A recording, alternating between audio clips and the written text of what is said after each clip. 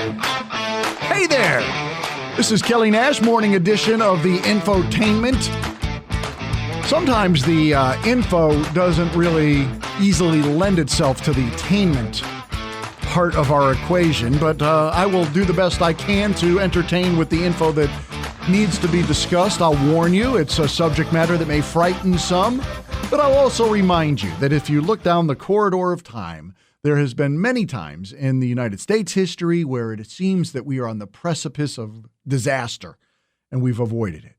I'll also remind you that if you look at documentaries or biographies of people who have lived in horrific times, they were able to find joy and have meaningful lives despite the surrounding geopolitical nightmare that they were trapped in. World War III is probably not the recipe that you are hoping to live the rest of your life under, but it does seem to be what Dick Blumenthal from Connecticut, Democrat, and Lindsey Graham, Republican, South Carolina, seem to want for the rest of us. That seems to be their desire, is to drag us into World War III. And I'm going to give you some facts, and then I'm going to give you some facts that aren't facts. The facts that are facts are that Lindsey Graham and Dick Blumenthal together, bipartisan effort, went to the Ukraine Friday. They met with Zelensky. There's video evidence of that. They chatted it up. They all had a big time together. And then 24 hours later, Zelensky launched what is described as the Pearl Harbor attack of Russia. Military strategists agree. Universally, fantastic attack. I mean, brilliant. And the backstory is kind of interesting. They found a former Romanian disc jockey who owned a trucking company in Russia who actually doesn't like Russia and wanted to side with the Ukraine. And they used his trucks to hide their drones and then get those drones close enough to the military bases in the trucks. And then were able to take out 43 bombers that the Russians had been using to kill Ukrainians. So again, a military coup. Fantastic. Great job.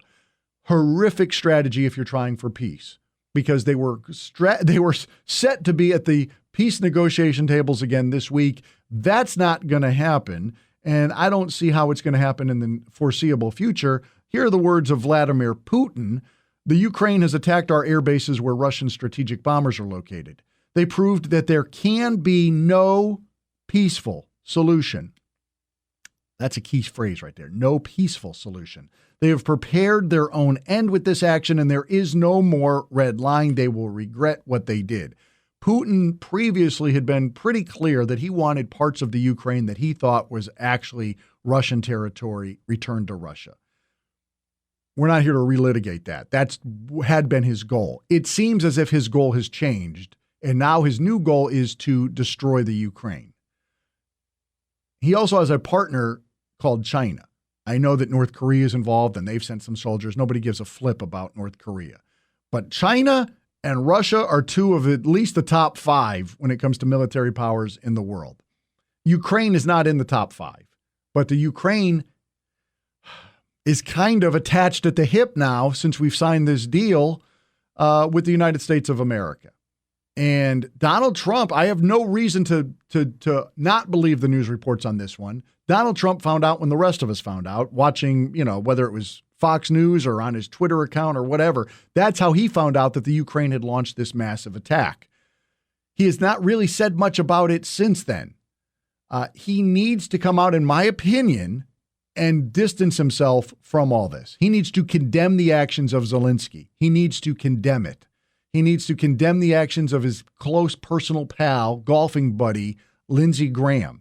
I don't think he has a problem condemning the actions of Dick Blumenthal, but Donald Trump is a very loyal guy, and if you're loyal to him, he hates to put one in your back.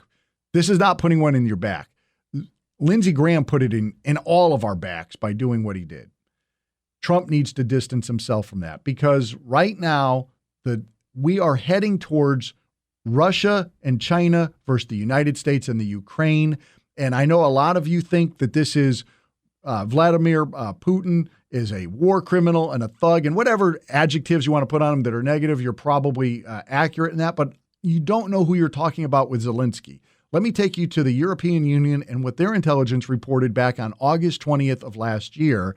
European weapons intended for Ukraine are being sold on the darknet by anonymous groups using the stash method. The buyer pays using Bitcoin or other cryptocurrency and is then informed by the seller where the weapons are hidden.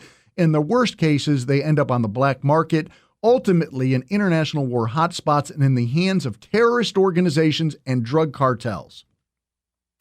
That's the European intelligence on what Zelensky is doing. He is selling the weapons to drug cartels and terrorist organizations. Zelensky is, if you take it to he can be now identified as a war criminal. Zelensky is not a good guy. We're not talking about MS-13 taking over, the condo association in Colorado. We're talking about the Bloods versus the Crips. This is two terrible people with a lot of soldiers underneath them, leading to a lot of innocent people dying. 1.4 million people have died since this brouhaha started up. So we need to chill it out, not aggravate it. And there's no possible way that the Ukraine is going to overtake Russia. So let's stop it with that analysis. Now, I do need to point out that there are those were facts. These are not facts being spread by Carl Higbee yesterday on Newsmax. Senator Lindsey Graham, Republican guy. Okay. He goes over there with Dick Blumenthal, and it was Zelensky over something on Friday, and their little getaway, just the hotels, racked up $403,000. I mean, don't pay that. Carl. But look, Carl got suckered in by this. So did Elon Musk. Elon Musk retweeted somebody who had tweeted that information out and said, why is the hotel bill so high? The room service must be incredible, laughy face. Look, I'll grant you that this information is coming from Lindsey Graham himself, but it seems as if he's got the actual paperwork to back it up. This is a standard monthly contract from the State Department for the U.S. diplomats working in a war zone, has no connection to Senator Graham or his trip. That actually makes sense, that the U.S. is paying $403,000 a month for security, hotel bills, increased salary for the diplomats who are working in a war zone. It doesn't make any sense that it would be a freaking weekend trip to Kyiv. You could buy Kyiv for $400,000 at this point. Come on, man. So it's frustrating that in the middle of all this, we have some disinformation being spread by the right. We need to call that out, condemn it, laugh at it. That's, again, we're trying to put some tainment in the info, but the info is scary as hell. That it seems as if we have a bipartisan effort amongst the leadership in the United States to drag us into World War III. Donald Trump, please distance yourself, condemn Zelensky, condemn Blumenthal, condemn Graham, and let's try to work this thing out somehow.